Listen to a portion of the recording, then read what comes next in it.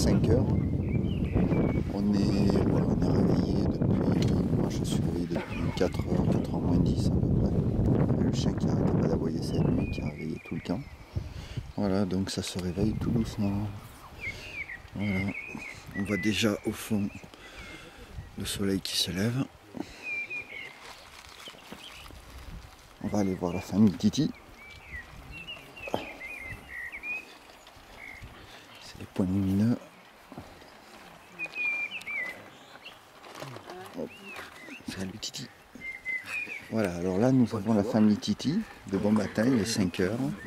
Voilà, et comme tous les jours de la semaine dans l'année, voilà, ils déjeunent à la lampe frontale avant d'aller travailler. Voilà, leur quotidien. Voilà. Ils se réveillent vers les 4 heures à peu près, voilà, la routine, ils font le sac à dos, ils partent au boulot, et puis c'est comme ça tous les jours de l'année. Et ils mangent un peu de foie avant d'y aller. Aussi. Allez, c'est reparti. Alors là, nous avons Lise et Vincent, voilà. Alors eux, ils déjeunent dans la caverne bleue, voilà. Donc, à l'abri du vent. voilà, à l'abri du vent, voilà. Donc eux aussi, comme tous les matins de l'année, c'est comme ça que ça se passe, c'est-à-dire qu'ils dorment dans une tente toute l'année. Le matin, ils se réveillent à la frontale. Lise elle part avec la frontale à l'hôpital. Puis pareil pour Vincent à la caserne, voilà, avec le sac à dos chacun, les chaussures de trek à l'hosto. Voilà, bon, ça fait un peu pâteau, mais au moins on peut écraser les pieds des patients, ça va bien. Alors avec Christophe, on a attaqué en premier ce matin. Et on est en train de regarder le lever du soleil en montant sur la crête vers Vidzavon. Un petit zoom.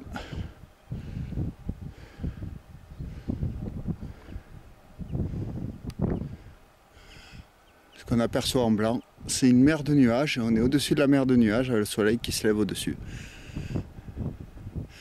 C'est magnifique.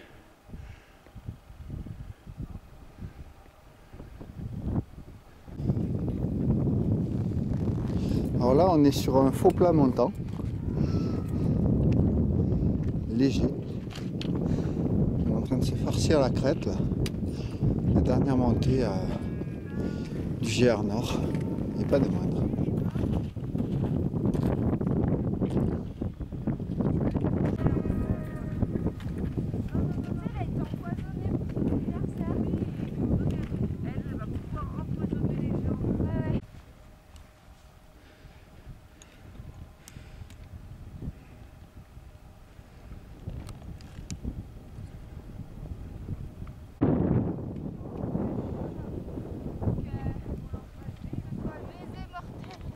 Alors là, on est en train de faire passer une brèche et il y a une plaque commémorative de quelqu'un qui est mort à ski de rando en 2003. Voilà. Rassurant. Voilà, et puis les futures plaques, elles sont là, voilà, en orange, bleu, chapeau, de rouge. Voilà, puis la dernière plaque, elle arrive là-bas. Voilà. Voilà. Ah. Heureusement, il y a le chien sauveteur. Il est... Alors là, on se tape une montée dans les rochers, là, assez raide. Ça tire. Mais la vue est splendide. Et là, c'est les crêtes d'où on arrive.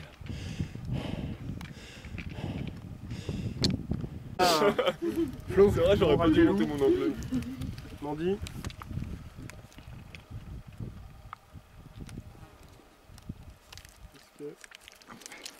En mangeant, c'est pas très bon. Je suis pas sûr des dents.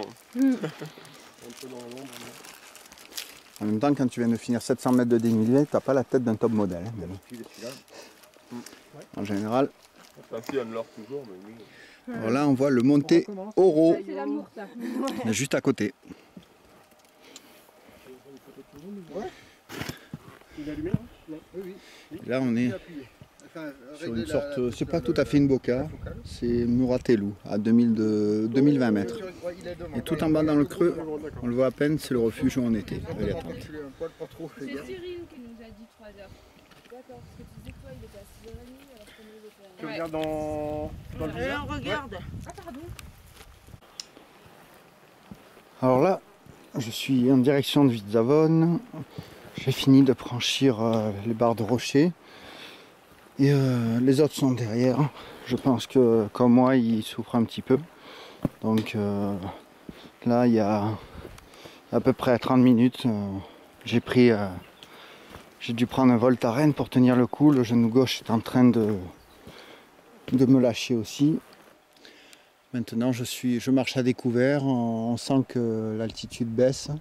On trouve des feuillus, des élébores. On a à nouveau pas mal de digital.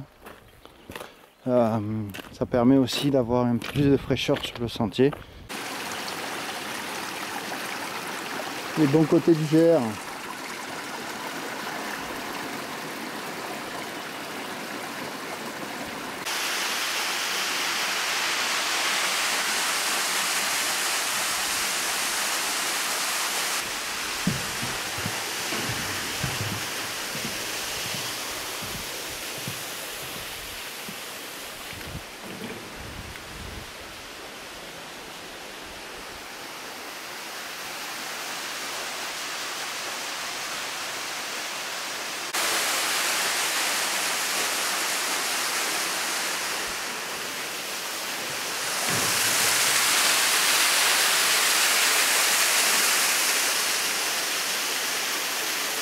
Là, je marche dans une forêt de feuillus.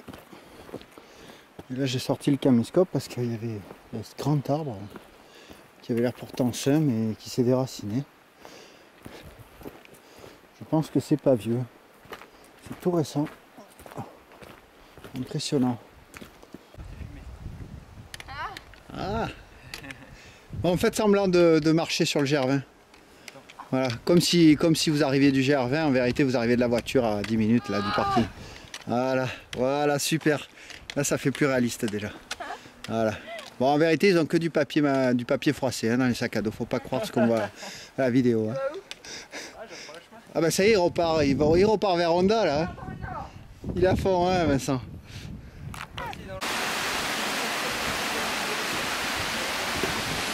Alors là on est à la cascade des Anglais. Ça mérite bien une pause, il nous reste 1 heure avant la gare. C'est un endroit magnifique, ça attire beaucoup de monde apparemment. Hop. Bon alors là on est à peu près à 100 km/h par rapport à notre vitesse du début. On est à fond, même avec les blessures. On est sur le premier chemin depuis 9 jours. Et on va pas tarder à arriver à Vidzavone et à la gare dans 600 mètres à peu près. Voilà, donc dernières images avant le village et la gare. D'ailleurs on voit qu'on n'est plus vraiment sur le GR20 aux personnes qui marchent sur la piste. Bonjour.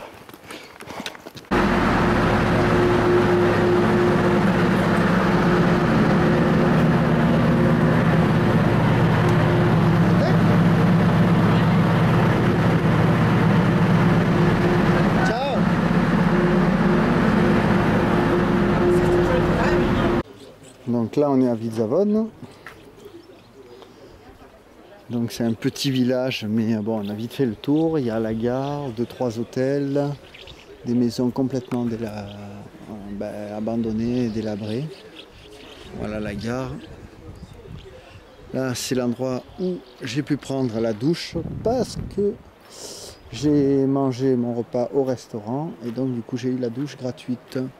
Au fond, là-bas, derrière la cabane marron, il faut traverser la voie ferrée pour aller sur la zone de bivouac. Mais bon, moi ça m'arrivera pas, puisque j'ai le train à 16h30 dans maintenant moins d'une demi-heure. Donc voilà, petite balade. On va aller voir. Voilà là. On voit la gare de Vidzavone, le tunnel qui passe sous la montagne. Donc ça c'est la petite épicerie où j'ai acheté plein de bonnes choses. Et là c'est le restaurant où on a mangé. Et où tout à l'heure tout le monde s'est séparé. Voilà, là le groupe est en train de s'effriter, de s'émietter.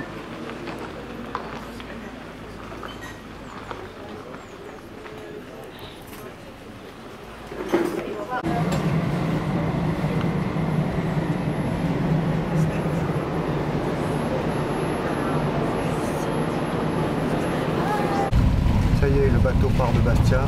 Il est 21h. Le GR20 partie nord est terminé.